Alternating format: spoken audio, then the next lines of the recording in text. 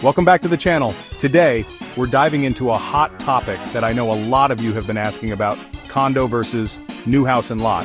Which one offers better value for your future? Is it better to get that high-rise condo with amazing amenities, or do you go for that house with the white picket fence? We're gonna break it all down right here, right now. Look, I get it. This is a big decision with a ton of factors to consider. You're not just buying a place to live, you're making a long-term investment. And when it comes to your money, you know I want you to make the smartest choice. So in this video, we're gonna compare condos and houses side by side, looking at everything from the initial cost to the potential for appreciation. By the end, you'll have a clear understanding of which option aligns best with your financial goals and where you see yourself in the future. Let's do this. All right, let's get real for a second. When it comes to buying a place, whether it's a condo or a house, that upfront cost is a major factor. And you might be thinking, condos, those are definitely cheaper, right? Well, sometimes. You see, while it's true that condos generally have a lower sticker price compared to houses, especially those standalone houses in prime locations, don't let that fool you. It's not just about that initial price tag. You gotta factor in what we in the finance world call hidden costs. With condos, you've got HOA fees. These can range from a couple $100 to over $1,000 a month, depending on the building and what they offer. These HOA fees cover things like maintenance of common areas, security, and sometimes even amenities like a gym or a pool. Now with a house, you're on your own for all of that. You're responsible for landscaping, repairs, and any upgrades. So, when you're comparing the initial cost, make sure you're doing a true apples-to-apples comparison. Add up the HOA fees for a condo over a year or two, and compare that to the potential costs of maintaining a house. You might be surprised at the difference. And remember, affordability isn't just about how much you can afford up front, it's about what you can comfortably afford over the long haul. Okay, let's talk about the stuff that can sneak up on you after you've moved in: maintenance and upkeep. Now, when you're living the condo life, one of the perks is that a lot of that exterior maintenance is taken care of for you. That means no mowing the lawn on weekends, no shoveling snow in the winter, and no stressing about fixing the roof. The HOA usually handles all of that. But here's the flip side. You're relying on the HOA to actually do a good job. And trust me, I've heard horror stories about HOAs that are slow to respond, cut corners, or even make questionable decisions with the building's finances. With a house, you're in the driver's seat. You get to decide when and how things get fixed. You can choose your own contractors, set your own timelines, and even get your hands dirty if you're the DIY type. But that freedom comes with responsibility. You're the one footing the bill for every repair, every replacement, and every upgrade. And let me tell you, those costs can add up quickly, especially as the house gets older. So before you decide between a condo and a house, seriously consider your tolerance for maintenance tasks and the potential costs involved.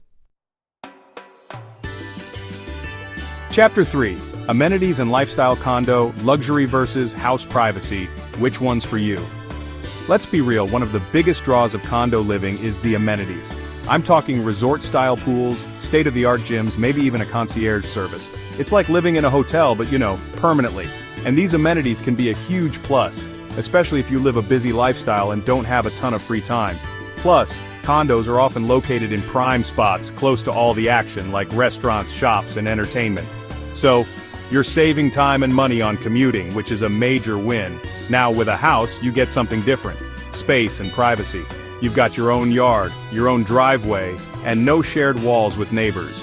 If you value your independence, your peace and quiet, and having room to spread out, a house is definitely the way to go. Houses also offer more flexibility when it comes to customization.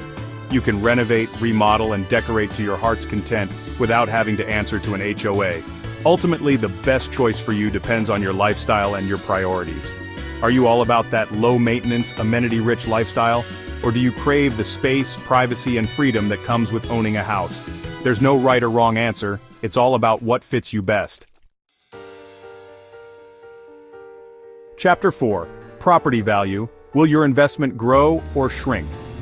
Okay, let's talk about the long-game property value appreciation. Now, historically, single-family homes tend to appreciate at a faster rate than condos. Why? Well, there's a limited supply of land, especially in desirable areas. So, as more people want to live in those areas, the value of those standalone houses tends to go up. Condos, on the other hand, are often in large developments with hundreds of units. That means there's more competition when it comes time to sell, which can put downward pressure on prices.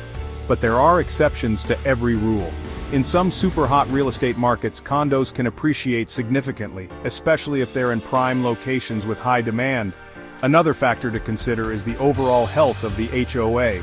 A well-managed HOA with a healthy reserve fund can actually boost property values. Buyers are more likely to pay a premium for a condo in a building that's well-maintained and financially stable. But a poorly run HOA with special assessments and neglected maintenance can actually drag down your property value. Chapter 5. Long-term investment, renting out, selling, and building wealth. Now let's say you're thinking about the future, maybe renting out your property or selling it down the line. Well, houses generally have an edge here. Single-family homes are usually in higher demand from renters, especially families. So you're more likely to find a tenant quickly and command higher rents, which can be a great source of passive income. Plus, when it comes time to sell, houses typically attract a wider pool of buyers compared to condos. This is because, again, there's that preference for space, privacy, and that whole American dream thing. Condos can be a bit trickier to sell, especially in a buyer's market. You're competing with a lot of other similar units, and buyers might be hesitant to deal with HOA restrictions or potential special assessments. But hey, don't rule out condos completely. If you're in a prime location with high rental demand, a condo can still be a solid investment. Just be prepared to potentially hold on to it for longer to ride out any market fluctuations. Chapter 6. Condo versus house. The verdict is yours. So, which one is it? Condo or house? Honestly, there's no one-size-fits-all answer. The best choice for you depends on your individual circumstances, your financial goals, and your long-term vision. Consider your budget, your lifestyle preferences, and your investment timeline. Do your research, crunch the numbers, and don't be afraid to reach out to experts for guidance. Remember, this is a big decision, but it doesn't have to be overwhelming. By weighing the pros and cons, you can make an informed choice that aligns with your overall financial plan.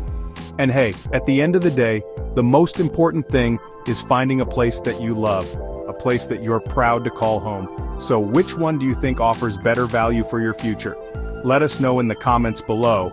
Don't forget to like, subscribe, and hit the notification bell for more insightful videos. See you next time.